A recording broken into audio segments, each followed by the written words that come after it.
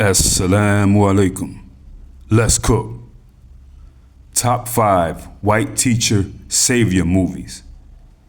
How do I reach these black kids? Very psychologically damaging to black youths. Some of our people are still suffering from these movies, running around hating themselves, caught up in the rapture of whitey. Confused. These movies were very popular back in like the 90s, early 2000s. White saviorism and education and learning. You have a white character portrayed as a hero or a rescuer of black people, often in these settings of oppression, poverty, conflict.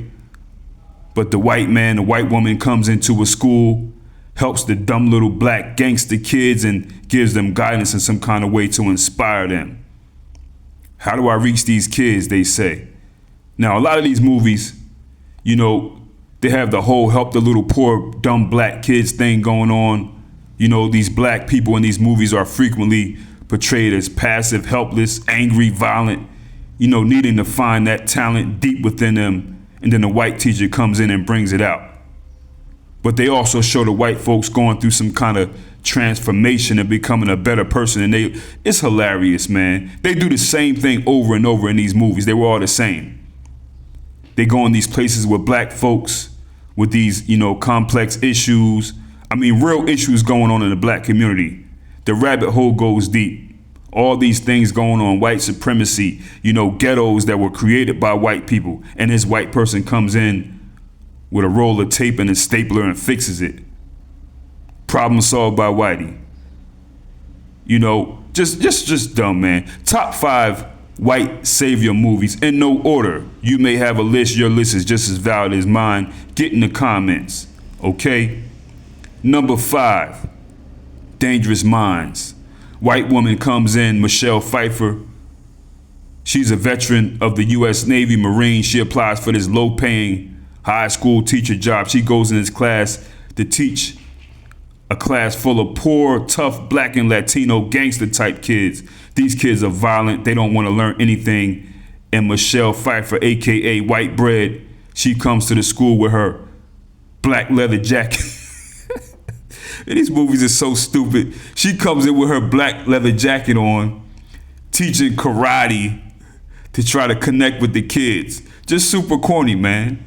Then she connects with these kids and she gets close to them.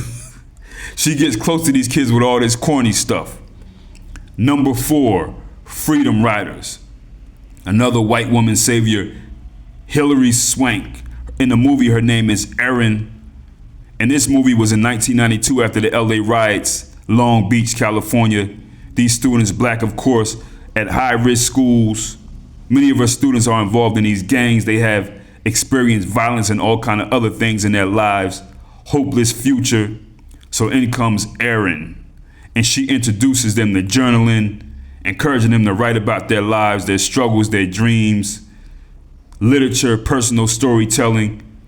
She teaches the students how to connect, heal, and grow. So in the movie, of course, Erin to the rescue, white woman, white teacher showing black students how to write and the power of storytelling. This movie is actually based on a true story. But of course, they had to make this thing entertaining. So it was a bunch of lying in it, of course. Number 3, The Substitute. Now this movie, The Substitute, came out in 1996.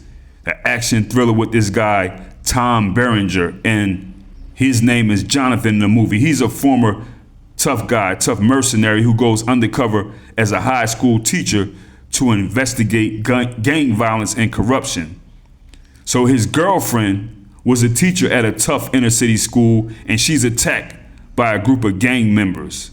So Jonathan, white man Shell, he comes in as her substitute.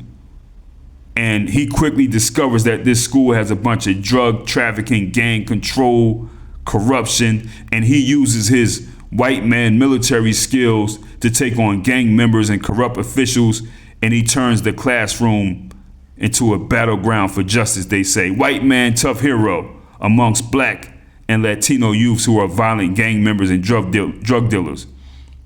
So this big white man, he's the only one who was able to restore justice in this school for his white girlfriend. And this movie also falls into that age-old white supremacist category of simplifying complex issues. Whitey comes in, a whole lot going on here, whole lot of connected problems that the white people cause, I may add. But here comes the white big sub, and he solves all these problems that have been going on for over 50, 100 years in the neighborhood in one school year. Number 2, Finding Forrester. Now this Finding Forrester movie had this guy, Sean Connery. His name is William Forrester, and Rob Brown. He plays Jamal Wallace. Now this white man brings out the best. This is one of those, this white man brings out the best in me mentor movies. Now Jamal Wallace, he's a 16-year-old black youth from Bronx. He's a good basketball player, but he has this exceptional talent for writing.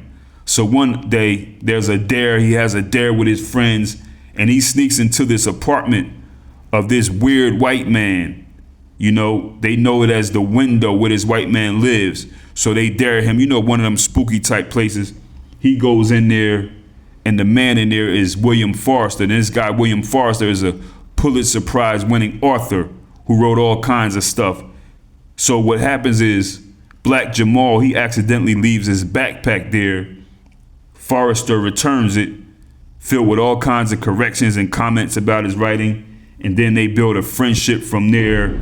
Then white man Forrester agrees to help young Jamal improve his writing under the condition that Jamal never reveals that their relationship is there or ask about his past. That was the deal. So eventually Jamal earns a scholarship to a prestigious prep school in Manhattan. And when he goes to this school, he has to deal with white supremacists, racial prejudice. They accuse him of plagiarism, all this other stuff. And what happens is eventually this guy Forrester comes in and makes a surprise appearance at the school to defend Jamal and say no, he didn't plagiarize anything, you know. And then Jamal gains recognition for his talent, and Forrester, the white man, actually starts to come out of his little hole in the water he's been living in. Now this one here, this one here was wild, man. This one here was wild. But you know what? On to the next one. Listen, people. This next one might be what the most, these white people is deep. This might be the most disgusting of all time, man. I don't know. Maybe you got one that's worse. It's this movie called Conrack.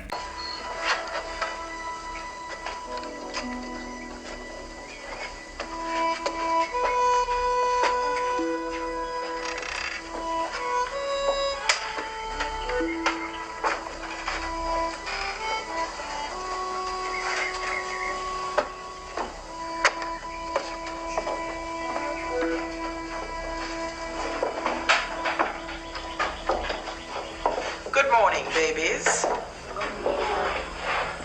Now, babies, I know you got vocal cords.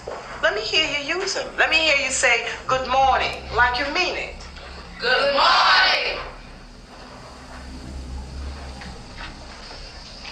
Most of you are slow. All of us know that. You don't think good.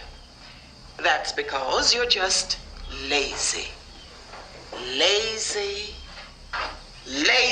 And lazy people can't get ahead in life. But you can learn if you work. Work.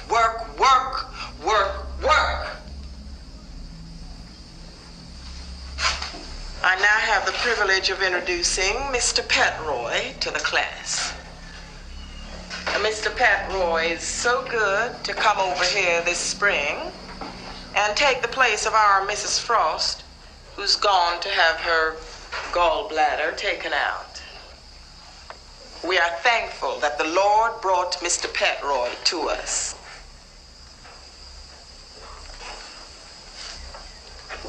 That's enough. I don't want to hear no more. I said... Y'all heard her. She said the Lord brought this white man.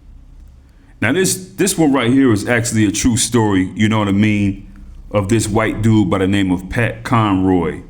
Now this guy is an elementary school instructor, and he goes in to Beaufort, South Carolina. He's from Beaufort, South Carolina.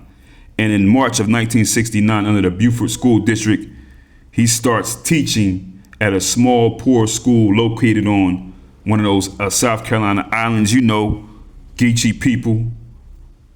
The only way that you can get to this school is by the boat. And this is an island out here. It's called Daufuskie or something like that. You ever heard of that, people? Daufuskie Island. I know many of you probably heard of that and know more about it than me down in South Carolina or whatever. And the only way you can get to this all black spot is by boat. So he gets out there and he learns, the big great white man learns that many of these students, these black students, never left the island. And, you know, they don't have basic understanding of anything, academics, alphabet. He teaches them how to start washing up, personal hygiene. Absolutely disgusting. A white man teaching black people how to wash up and that they need to brush their teeth and things like that. How backwards is that? You know what I'm saying? So he comes in as the savior. They say that all the students they're in class, they're acting slow. You see what the teacher said, the black lady is calling them lazy. That's the sellout right there. And this guy, Conrack, he's a free thinking man, and he's going to introduce the kids to all kinds of academic subjects and, you know, tricking them into brushing their teeth through human anatomy, music, baseball, movies, swimming. The kids live on an island, but they don't know how to swim. He teaches them about Halloween. Just absolutely disgusting, people. You know what I mean? And they have the white lady in the movie. I'm sorry, the black lady, she's got a scowl on her face. She's happy that the Lord brought them this white man. People, this is crazy, man. I mean, this is not, look, teaching black children. We had a black woman by the name of Ida B. Wells, who was teaching entire black communities as a teenager. Nanny Helen Burroughs, same thing. No white help. Started an entire technical school that's still in Washington, D.C. But in this movie right here, they have a black woman who gave up on the kids, and this white man comes in and teach them how to think and brush their teeth. You know, man, people, here's the deal with all these white man savior movies. There's always a purpose behind these movies. You know what I'm saying? With this white hero coming in to save people. They're all created by white supremacists.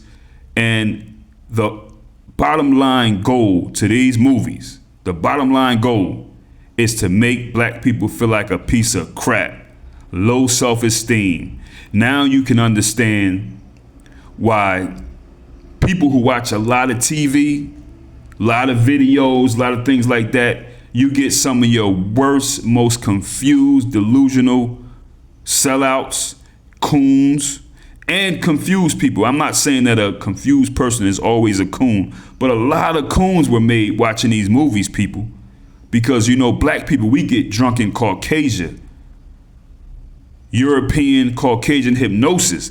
Some people, after watching these movies and other movies, they go the rest of their life like that. Seriously, never snap out of it.